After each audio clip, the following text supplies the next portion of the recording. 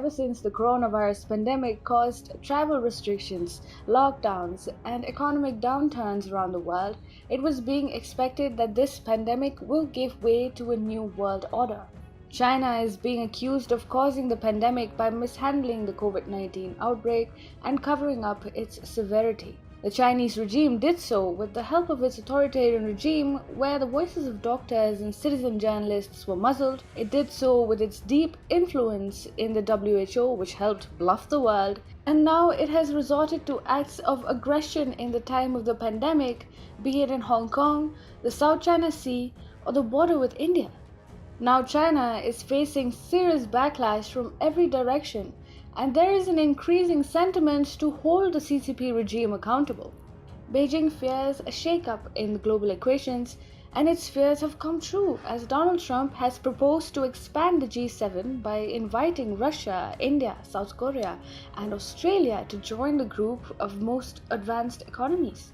This is a clear sign of the New World Order, which is here as the expanded G7, consisting of G7 countries and India, South Korea, and Australia. The three countries have reportedly accepted Trump's invitation. The extended group is likely to meet in September to discuss China's future. This comes days after Trump called for the expansion of the quote-unquote very outdated group and said that the meet would now be held in September or November, where India, Russia, South Korea, and Australia should also be invited.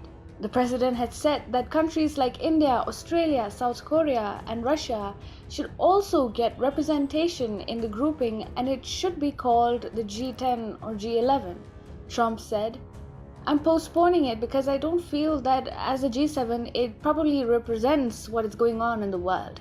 Only Russia seems unlikely to join the expanded G7 because the suggestion of bringing Russia into the extended fold hasn't gone down well within the group of world's most advanced economies. The UK and Canada have opposed Trump's invite to Russia.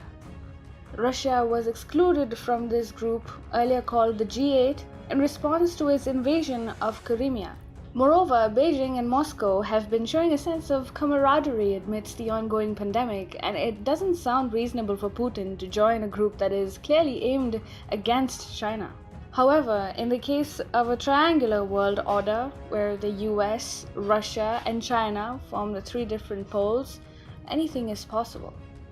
Above this, earlier it was reported that the UK was planning to propose a D10 alliance of 10 democracies, including India, to counter Chinese CCP-backed 5G giant Huawei. The prospect of an expanded G7 coming together has riled up China, and Beijing has been castigating countries on this latest development. Chinese Foreign Ministry spokesman Zhao Lijian has said, "China believes all international organizations and conferences should be conducive to mutual trust between countries, to upholding multilateralism, promoting world peace and development." He added that, "We believe this is a role of the overwhelming majority of the countries in the world. Any attempts to seek a small circle against China is doomed to fail and is unpopular."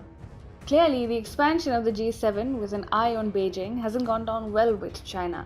China knows that this group of high-income countries can hurt it like never before. These countries can easily use their economic prowess to keep China out of the supply chains and harass its exports-based economy.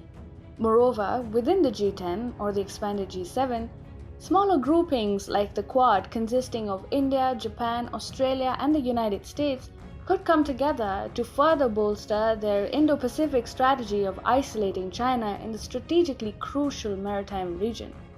All countries in the expanded G7 except India are high-income, developed economies, but that doesn't in any way mean that New Delhi's role will get undermined.